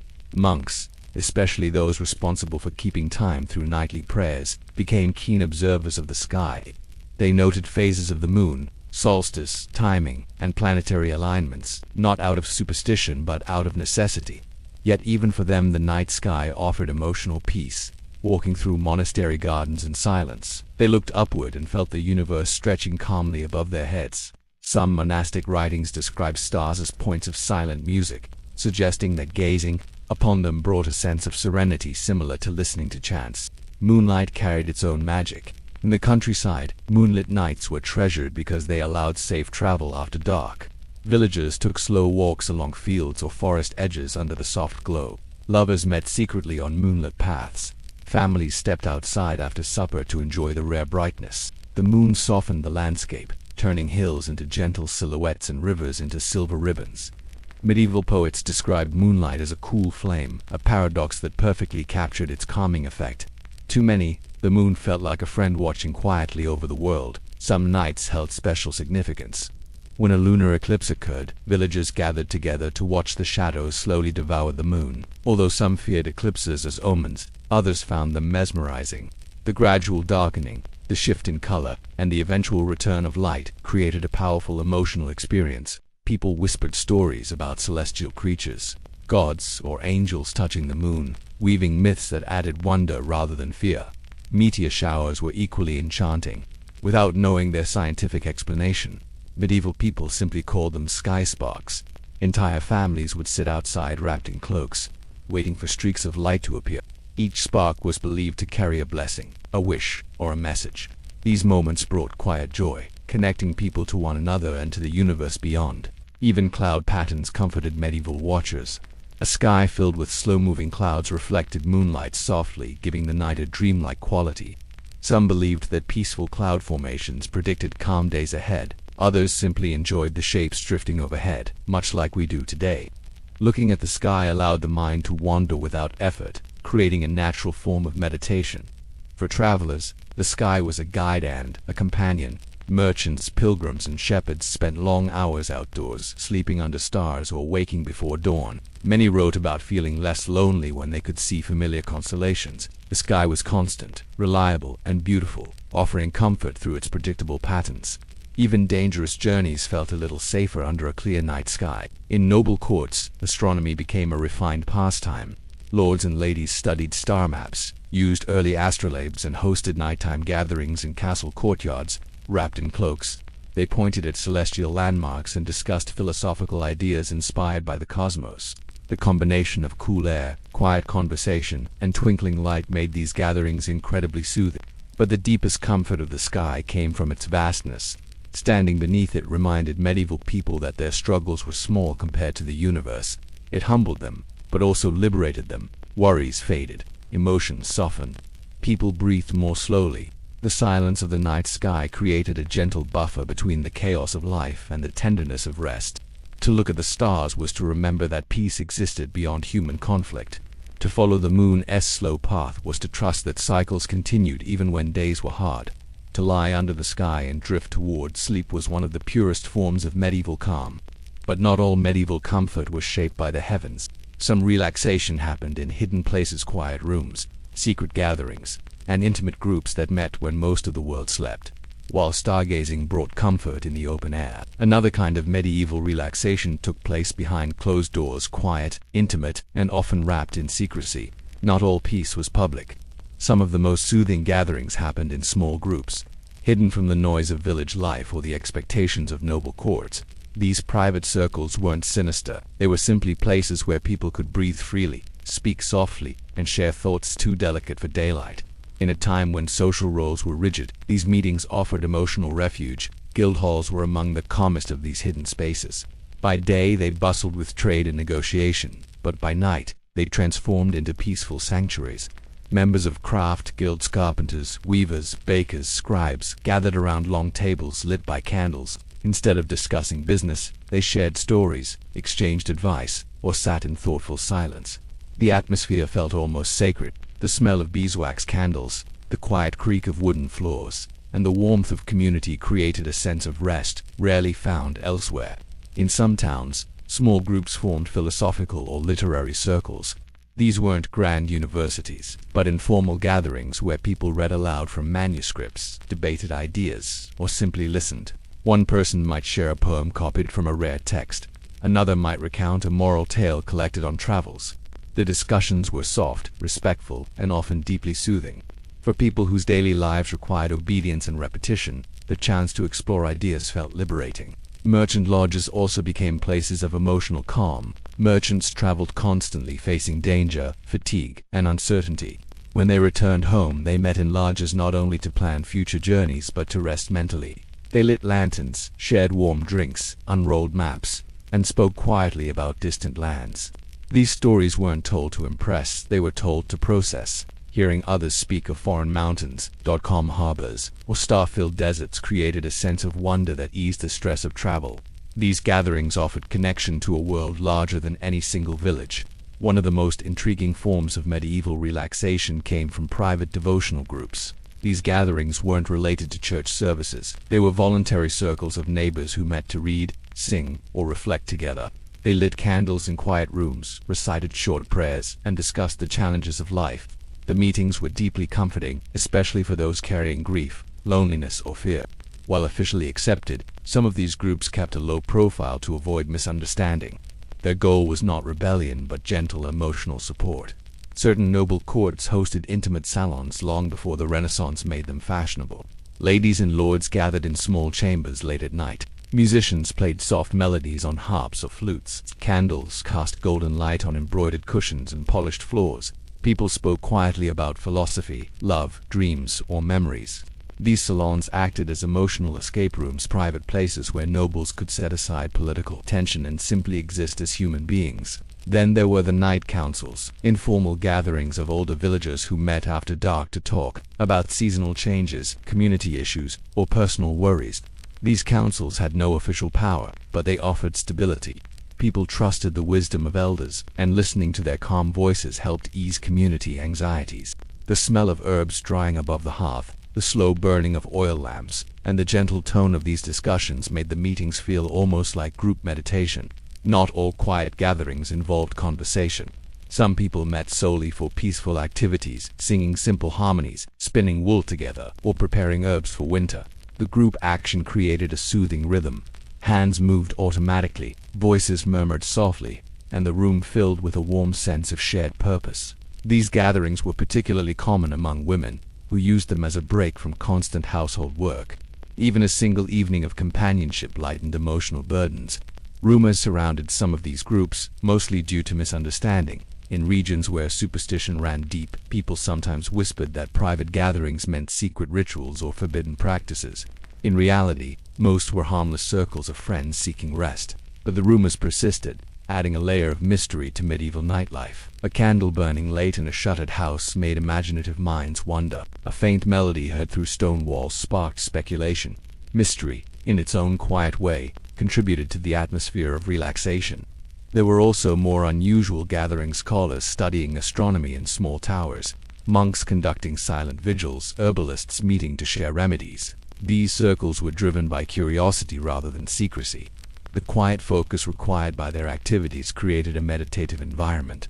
Listening to the scratch of quills, the rustle of parchment, or the soft movement of mortar and pestle soothed participants. Regardless of the form these private meetings took, they served the same purpose: to create a gentle pause in a world that rarely allowed rest. They offered connection without performance, thought without pressure, silence without loneliness. In these hidden places, medieval people could be themselves, not peasants or nobles or workers, but simply souls searching for peace. Yet comfort in the Middle Ages didn't always come from human company. Some sought rest in the hands of healers and herbalists who offered remedies that blended nature, touch, and whispered wisdom. While many medieval people found comfort in company or quiet reflection, others sought a gentler peace in the hands of healers, individuals who blended knowledge, intuition, and nature into soothing rituals. These healers, often women, were not magicians or witches as later myths suggest. They were caretakers, midwives, herbal specialists, and wise figures who understood plants in ways that brought deep emotional relief. Their work offered something essential: calm in moments when the world felt overwhelming. Herbalism was one of the most respected forms of medieval healing. Long before pharmacies existed, healers learned which leaves eased headaches, which roots calmed the heart, and which flowers softened anxious thoughts. Their homes smelled of dried lavender, chamomile bundles, mint leaves, and rosemary hanging from rafters. Entering these spaces felt like stepping into a natural sanctuary. The air itself seemed to relax anyone who walked through the door. One of the most beloved remedies was lavender. Healers crushed its purple flowers between their fingers, releasing a delicate fragrance believed to bring restful sleep. They sprinkled lavender in bed straw, infused it in warm milk, or placed small pouches under pillows. Many medieval families swore that lavender could quiet troubled minds and ward off restless dreams. Chamomile, too, was treasured. It was steeped in hot water to make gentle infusions that eased stomach tension and emotional stress. The soft apple-like scent drifted through homes during long winter nights. Valerian root, though strong and earthy, was respected for its calming effect. Mixed carefully into teas or powders, it helped those suffering from sleeplessness or grief. Medieval texts describe it as a root that softens sorrow. Lemon balm was another favorite, used to brighten spirits and refresh the heart. Even simple herbs like thyme, sage, and mint carried emotional significance, their aromas acting like natural comforters. But healers didn't rely on herbs alone. They practiced gentle massage techniques meant to soothe muscles stiff from labor. Using warm oils made from olive, almonds, or animal fat mixed with crushed herbs, they rubbed shoulders, backs, and hands in slow, circular motions. The warmth of their palms, the rhythmic touch, and the scent of the oils created a meditative experience. People left feeling lighter, calmer, and more grounded. For many medieval villagers, this was one of the few ways their bodies received genuine care. One lesser-known practice involved warm compresses. Healers placed cloths soaked in herbal infusions on the forehead or chest. The sensation was deeply comforting, especially for those suffering from anxiety or sadness. Some healers whispered reassuring words while working, using gentle tones to lull the mind into peace. These whispers weren't spells, they were expressions of empathy, designed to calm hearts in turmoil. Of course, such gentle practices sometimes sparked controversy in periods of heightened fear or superstition. Some villagers misunderstood the work of healers, especially when remedies produced unexpectedly strong effects. When someone claimed a dream after drinking an herbal infusion, neighbors whispered. When a massage eased pain, others considered divine punishment. Rumors spread. Over time, these misunderstandings fueled harsh accusations. Some healers, particularly women, faced suspicion simply for being skilled, yet most communities protected them, knowing their care was invaluable. In quieter regions, healers worked openly, often collaborating with midwives. They guided mothers through childbirth using calming herbs and soothing words. They treated infants with gentle balms. They comforted the elderly with warm teas and soft blankets. Their presence became a pillar of emotional support. Many believed that the touch of a healer could steady the spirit. This trust gave healers a unique place in medieval life, a role built on compassion rather than authority. In some villages, healers taught small relaxation rituals meant for everyday use. One such practice involved steeping rosemary in warm water, then dipping cloth into the infusion and wiping the face at night. It was said to clear the mind of dust. Another ritual encouraged people to sit outside at dusk, inhale the scent of crushed mint between their palms, and exhale slowly. Simple, grounding exercises like these helped people find ease without needing a healer present. Occasionally, healers created aromatic blends known as comfort powders. These powders, made from dried petals, crushed spices or ground herbs, were sprinkled on bedding or mixed with warm oils. They released gentle scents that filled homes with tranquility. Some powders were believed to protect against nightmares, others simply made rooms feel peaceful. Despite occasional suspicion, many healers formed deep bonds with the people they cared for. They listened patiently to fears, losses, and worries, offering not just remedies but presence. In a time without therapists or modern medicine, their role bridged the gap between emotional and physical well-being. Even nobles sought their help. Courtiers often requested calming oils to deal with stress, or special herb blends to help them sleep after tense political days. In castle chambers, healers prepared rosewater, chamomile compresses, or lavender baths for noblewomen seeking relief from anxiety. The aristocracy understood that these rituals were more than luxury, they were necessary for mental balance. Herbalists created emotional sanctuaries where scent, touch, and nature merged. Their work reminded medieval people that comfort could be crafted gently, through the smallest details, with no magic, only care. But herbs and healing were just one layer of medieval relaxation. The senses were soothed in many ways, and one of the most enchanting involved perfumes, oils, and aromatic blends that shaped the emotional atmosphere of entire households. If herbs offered comfort through touch and taste, perfumes and aromatic oils brought peace through the air itself. The medieval world may seem rugged and unscented in our imagination, but in truth, it was rich with fragrances crafted from flowers, resins, woods, and spices. These aromas shaped the atmosphere of homes, churches, chambers, and personal rituals. For many, scent became one of the most intimate and immediate paths to relaxation, a sensory doorway into calm. Perfumes in the Middle Ages were not like the complex blends we think of today. They were simple, natural, and deeply connected to the surrounding environment.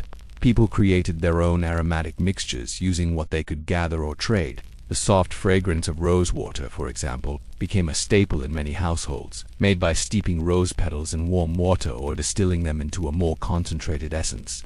Rosewater was used to refresh the face, scent bedding, and bring gentle tranquility to rooms.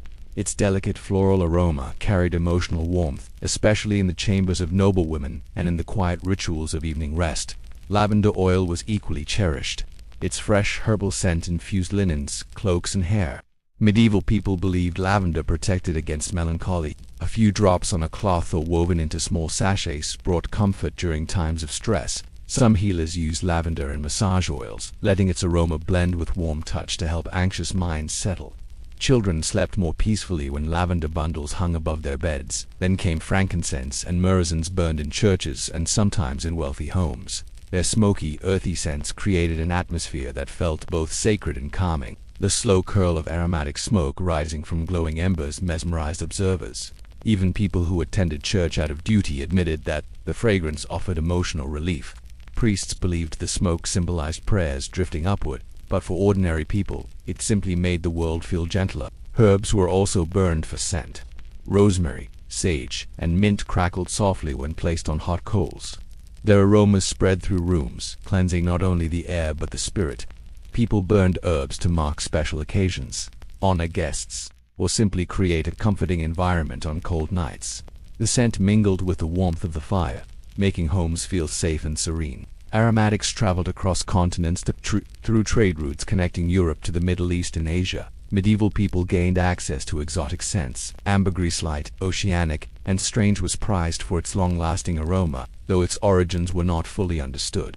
Musk, richer and heavier, was considered luxurious and sometimes controversial due to its animal origins. Civet and sandalwood were rare treasures, used sparingly in small vials that nobles guarded carefully. These exotic perfumes added mystery to noble chambers, creating sensory environments that felt dreamy and otherworldly. One of the simplest but most comforting practices involved perfumed linens. Noble households sprinkled sheets and pillows with rosewater or lavender before bed. Even modest homes used crushed mint or sweet woodruff tucked between layers of cloth. These scents warmed under the body's heat, releasing gentle fragrances throughout the night. Many medieval people believed scented bedding protected against nightmares, guiding the mind toward peaceful dreams. Baths, too, became aromatic rituals. People added petals, herbs, or oils to warm water, creating fragrant clouds of steam. A bath infused with chamomile or rose petals carried not only physical relief, but emotional comfort. When someone returned exhausted from a journey, family members prepared a scented bath to welcome them home.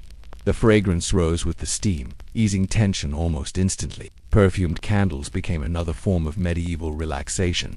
Made from beeswax mixed with herbs or oils, they burned with soft, sweet scents. Their warm golden glow combined with gentle aroma created a soothing atmosphere perfect for evening reflection. Even monasteries used scented candles at times, though sparingly, to enhance the sense of sacred stillness. The scent of beeswax, alone rich, warm, slightly honeyed, was considered calming enough to quiet anxious thoughts. Some scents carried symbolic meaning. Rose represented love and divine compassion. Rosemary symbolized remembrance and protection. Sage brought clarity. Lavender promoted peace. Myrrh symbolized healing. These associations transformed fragrance into emotional language. People gifted sachets of herbs as tokens of affection, comfort, or blessing. A small bundle of dried rose petals tucked into a friend's hand meant, "May peace be with you tonight." Certain fragrances sparked controversy, especially those believed to stir the senses too intensely. Heavy musk perfumes were sometimes associated with luxury or temptation, prompting religious leaders to caution against their use. Rumors circulated that some blends had hypnotic or dangerously relaxing effects. Of course, most of these claims were exaggerations born from misunderstanding or simple gossip. Even so, these rumors added intrigue to the world of medieval scents. Aromatic rituals also crossed into healing. Herbalists burned specific blends to soothe grief, cleanse heavy emotions, or protect against fear. They prepared perfumed balms for temples, wrists, or chest. These balms warmed with body heat, releasing comforting aromas that lingered for hours. People believed these scents carried invisible support, a kind of emotional armor. The beauty of medieval aromatics lay in their simplicity. A crushed leaf, a dried flower, a drop of oil, a curl of smoke each could transform the atmosphere instantly. Scent became a silent companion, a soft presence guiding the mind toward rest. But while aromas filled the air with peace, another layer of medieval comfort focused on protection rituals, amulets, and symbols believed to guard sleep and guide dreams. As night settled over medieval villages and castles, and the world grew quiet, many people turned to small rituals meant to protect their dreams. Sleep, in those days, carried a certain mystery. Without modern understanding, dreams were seen as messages, omens, warnings, or gifts. And because the night was filled with both wonder and fear, medieval people created symbolic tools to guide their minds gently into rest. These amulets, charms, and bedtime traditions formed some of the most intimate expressions of medieval comfort. One of the most widespread beliefs involved protecting the sleeping space. Many families hung small pouches filled with dried herbs above beds or inside bed curtains. Lavender was the most beloved ingredient, calming the mind with its scent. But other herbs were added for symbolic strength. Rosemary for clarity, chamomile for peace, sage for protection. These bundles were often handmade, sewn with love and tied with linen string. A mother might prepare one for her child during times of uncertainty, whispering a soft blessing as she placed it near the pillow. Amulets also played a role in nighttime comfort. Simple objects, a carved piece of wood, a smoothed river stone, a small metal charm were believed to keep nightmares away. These items were not extravagant. Many were modest tokens passed down through generations, gaining emotional power with each memory attached to them. Holding one before sleep, or placing it under a pillow, created a feeling of safety. People believed that these amulets guided the mind toward gentler dreams. Some used symbols drawn or painted onto wooden boards near the bed. Circles, stars, spirals, or protective runes. These shapes were not necessarily magical, they were psychological anchors. Their presence reassured people that they slept under care. In a world where danger often felt close, these small artistic touches offered emotional relief. Children especially found comfort in these symbols, believing they kept the darkness at a respectful distance. Dream interpretation formed another layer of medieval nighttime culture. People spoke about their dreams each morning, sharing them with family or neighbors. These discussions were calm, reflective moments. Someone might describe dreams of water believed to symbolize emotion. Another might mention dreams of light seen as signs of hope. Some dreams were considered warnings, others blessings. Interpreting them gave people a sense of control over their inner world.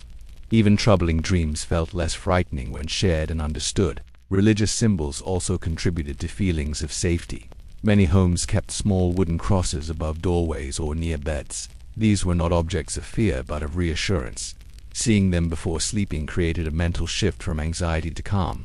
Families whispered short prayers, asking for peaceful dreams and protection through the night. The words were simple, almost like lullabies for the soul. They soothed not only the mind but also the heart. Candles played an important role in bedtime rituals. Some families let a small candle burn briefly before sleep, not for light, but for symbolism. Watching the flame flicker gently helped quiet racing thoughts. The candle's soft glow created a cocoon of warmth, easing tension built through the day. When the flame was finally blown out, the lingering scent of beeswax remained, guiding the mind into darkness with a gentle farewell. One of the most fascinating medieval beliefs involved the idea of house spirits, benevolent beings who protected homes at night. Though interpretations varied, some regions imagined them as friendly ancestors, others as tiny guardians of hearth and field. The belief offered emotional support. People left small offerings of bread or milk near hearths, trusting that these invisible companions would watch over their sleep. Whether literal or symbolic, the practice added a layer of comfort that made nights feel safer. For children, bedtime rituals were even more tender. Parents sang soft lullabies, many of which survive in altered forms today. These songs were simple, repetitive, and soothing, often mentioning stars, angels, or protective animals. The rhythm of a parent's voice offered reassurance stronger than any herb or amulet. Children drifted into sleep feeling deeply held, and during restless nights, parents gently stroked foreheads or whispered stories until the child relaxed. Noble households practiced more elaborate rituals. Beds with heavy curtains created private sleeping chambers, shutting out drafts and noise. Servants warmed blankets by the fire, placed herb bundles in the corners, and sometimes read short passages from devotional texts to prepare noble minds for rest. Some nobles kept dream journals, recording symbolic visions or patterns over time. These journals were private companions, helping them reflect on inner emotions in ways unavailable during busy days. Interestingly, medieval people understood the value of sound in guiding sleep. Many slept to the natural symphony of their home, the crackle of the hearth, the breathing of loved ones, the quiet shuffle of animals nearby. These everyday sounds formed a blanket of familiarity. When storms raged outside or wolves howled in the distance, the soft indoor noises grounded the mind. Protection, for medieval people, was not only physical but emotional. They knew the night held unpredictability. They knew dreams could stir forgotten fears. So they surrounded themselves with small comforts: fragrance, symbol, sound, touch. These rituals were modest but powerful. They shaped the atmosphere of the bedroom, transforming darkness into something gentle. The night, once prepared, became a place of rest rather than fear. And when sleep finally arrived, medieval people slipped into dreams guided by symbolic anchors that told the mind, "You are safe." But their search for comfort did not end with dreams. In understanding medieval nighttime rituals, we also understand how deeply human the desire for peace has always been. And now, the journey through all 20 themes approaches its final moment, a gentle reflection that ties every fragment of medieval calm into one lasting truth. When we look back across the long tapestry of medieval life, a quiet truth emerges, one that threads through music, gardens, firelight, stories, herbal rituals, and the vastness of the night sky. Despite the hardships, the uncertainty, and the weight of a world without modern comforts, medieval people sought peace with a tenderness that feels deeply familiar. Their methods may seem different from ours, shaped by landscapes, beliefs, and traditions that feel distant, yet the heart behind them remains the same. They wanted to breathe, they wanted to rest, they wanted to forget the world, even if only for a moment. Every practice we explored, from the soothing hum of minstrels to the soft glow of candles, reveals a people who understood something essential, that the human mind needs gentleness. A monk chanting in a stone chapel was not so unlike a villager sitting quietly beside a hearth. A noblewoman inhaling the scent of rosewater before sleep felt the same longing for calm as a shepherd gazing at stars after a long walk. In their own ways, each person carved out a small space where worry loosened and the heart could settle. Perhaps what makes medieval relaxation so beautiful is its simplicity. Comfort came from elements still available to us: warmth, scent, sound, companionship, nature. There were no screens, no artificial lights, no modern distractions to drown out the world. Peace had to be found with intention: a walk in the fields, a cup of warm spiced drink, a quiet moment with animals, a whispered prayer, a bundle of herbs. These small acts carried a softness that touched daily life with grace, and yet the Middle Ages were far from silent. They were filled with music drifting through taverns, laughter rising during festivals, stories shared under firelight, and murmured conversations in hidden rooms. People did not simply survive, they lived, felt, dreamed. They celebrated the turning of seasons, the comfort of food, and the quiet joy of community. Even in times of fear or conflict, they found ways to gather around warmth and create moments of safety. There is something profoundly human in these rituals, something that reaches across centuries to speak to us today. Many of us still seek the same comforts: a warm drink before bed, a moment outdoors, a familiar scent, the soft murmur of someone we trust. We still find solace in stories and music. We still look to the sky when we need to feel small or sheltered. We still search for meaning in dreams, patterns, or symbols. The medieval world may feel foreign, but its emotional rhythms remain with us. As we imagine medieval families settling in for the night, we see reflections of ourselves. A child clutching a small wooden charm to sleep, a woman brushing lavender through her hair, a father mending a tool by the fire, an elder leaning on a cane while watching sparks rise through the chimney, a monk lighting a candle in a silent corridor, a group of villagers huddled around a festival fire, singing softly as the night grows deep. These scenes remind us that peace has always been crafted, not given. It is comforting to think that across time people have shared the same quiet longing to be held gently by the night, to let go of burdens, to drift into rest, to find small sanctuaries where the world feels kinder. These rituals, though shaped by their era, were threads connecting hearts through stillness. They were moments when the world paused, when the soul was allowed to breathe. And perhaps that is the greatest lesson that medieval calm can offer us today. Peace does not require luxury. It does not require complexity. It grows from intention, from the willingness to slow down, from the choice to notice beauty in small, fragile details. A flicker of light, a soft melody, a warm bowl of food, the scent of herbs drying near a window, a sky full of stars. Even now, centuries later, these moments still exist for anyone who seeks them. So as this journey through medieval comfort comes to an end, allow the gentleness they once cherished to settle into your own thoughts. Let the calm of their rituals linger in your breathing. Let the echoes of their music, their stories, their quiet nights guide you toward rest. Because in the end, the desire to relax and forget the world is timeless, and the peace they sought is the same peace you deserve tonight. Close your eyes gently. Let the weight of the day fade away. The night is here to hold you, just as it held them long ago.